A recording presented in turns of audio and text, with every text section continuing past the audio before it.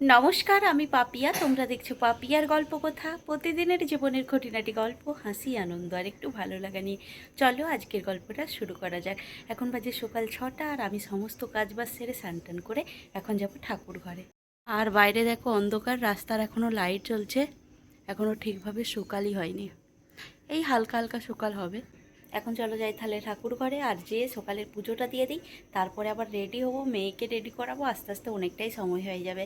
তো চলো, পুজো দিতে যাওয়ার জন্য থালাটা সাজিয়ে নিয়েছি, আর এখনও মালাটা নেইনি। আর আমার ঘরেও ঠাকুরের সমস্ত কিছু সাজিয়ে দিয়েছি। এখন চলো পুজোটা দিয়ে দিই। এখন দেখো রেডি হয়ে গেছে, আর মোটামুটি ফাঁকা হয়ে গেছে, দেখো সকাল হয়েই এসেছে। আর চলো এখন বেরোনো যাক। এখন সকাল হয়ে গেছে আর আমরাও একদম বেরিয়ে পড়েছি। মেয়েও রেডি হয়ে গেছে, বেশ ভালো লাগছে কিন্তু। আর এই যে গাড়িও তুলে দিয়েছে, আরও একটা গাড়ি তোলার আছে, এই যে ওয়েট করছি তার। আর আর সকাল সকাল রাস্তা দেখো একদম কি ফাঁকা। আর এই যে দেখো বেরিয়ে পড়েছি সকাল সকাল, এইভাবে যেতে কিন্তু খুব ভালো লাগে। আর চারিদিকে দেখো একদম কুয়াশা, বেশ মজাও লাগছে কিন্তু। আর অনেকটা রাস্তা তো আমাদের বাড়ি থেকে, প্রায় ধরো 1 ঘন্টার কাছাকাছি। আর সকাল সকাল বলে রাস্তা কত ফাঁকা দেখো।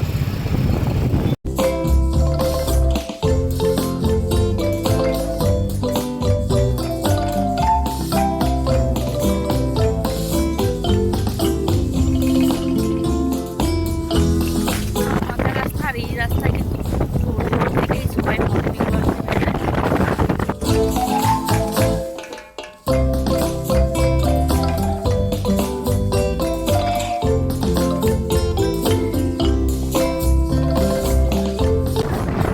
একদম ফাঁকা রাস্তা, এই রাস্তাটা দিয়ে বেশি আর এটা জঙ্গল তো, তার মধ্যে দিয়ে তো রাস্তাটা, তো এখানে বাড়ি ঘর খুবই বন্ধ, সেই জন্য রাস্তাটা। আর এই যে দেখো পাহাড়,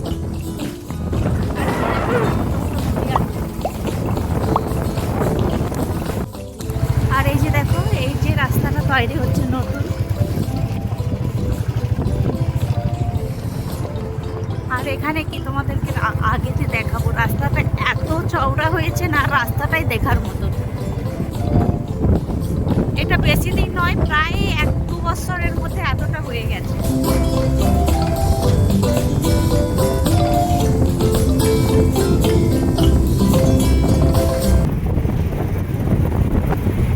রাস্তায় যেতে যেতে দেখো একটা দত্তা মন্দির পেলাম, চলো মন্দিরটাই যাই। আমি এটা দিয়ে অনেকবার গেছি, কিন্তু আমি মন্দিরটায় কোনোদিনও যাইনি। চলো মন্দিরের ভেতরে যাওয়া যাক। মন্দিরের ভিতরটাই চলে এসেছি। আর এই যে দেখো আমরা পৌঁছে গেছি টিটেবালা মন্দিরে। এটাই হচ্ছে মন্দিরটা, আর এই যে গাড়ি পার্কিং করবো এখন।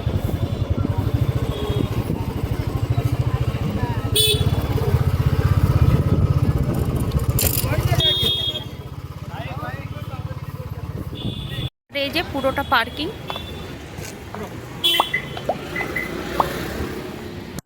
আর মন্দিরের চারিদিকে দেখো কত দোকান, ভিতরে ভিতরে আরো প্রচুর প্রচুর দোকান আছে এই ঘুলিগুলোর মধ্যে।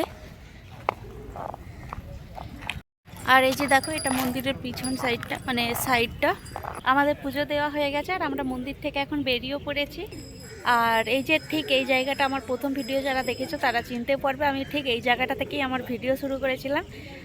কোন সময়টা জানো তো, ঠিক গণেশ পুজোর 1 মাস কি 1.5 মাস আগে হয়তো হবে, কি কম বেশি একটু সময় হবে।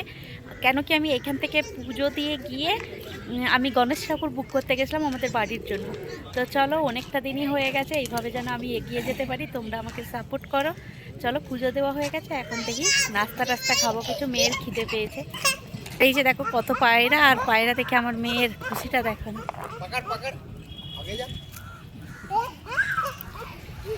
মন্দিরের পাশে এই দোকানটা পেয়েছি, চলো এখন যাই নাস্তাটা করে নিই। আর এই যে দেখো সমস্ত নাস্তাই চলে এসেছে, কিছু কিছু এখনো বাকি আছে, চলো যেগুলো এসেছে ওগুলো দিয়েই শুরু করি। এটা হচ্ছে আমার মেয়ের জন্য ধোসাও চলে এসেছে, সমস্ত খাবারই চলে এসেছে, এবার খাওয়া শুরু করি। নাস্তা শেষ করেছি আর চা এসে গেছে।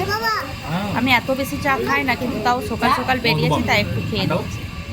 দেখো রাস্তায় আসার সময় দেখলাম এক দল বাফেলো।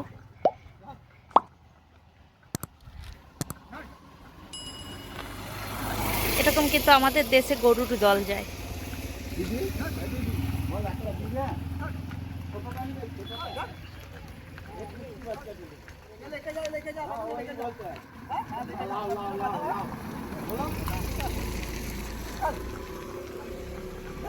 আর এই যে এগুলো সব এনারই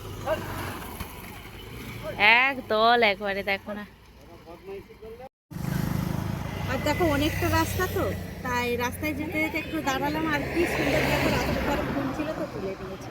বাঙালিদের এই অভ্যাসটা কখনো যাবে না, গাছে ফুল দেখতে পেলেই তুলবে। দিক থেকে তো সকাল সকালই বাড়িতে চলে এসেছিলাম, আর এখন সন্ধ্যা হয়ে গেছে। এখন যাচ্ছি একবার ডিমার্টে বাড়ির জন্য বাজার করতে।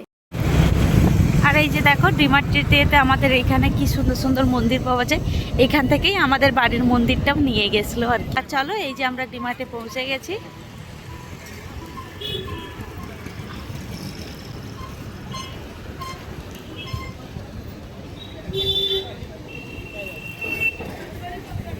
চলো এখন ভেতরে যাওয়াই আর বাজারগুলো করে নিই।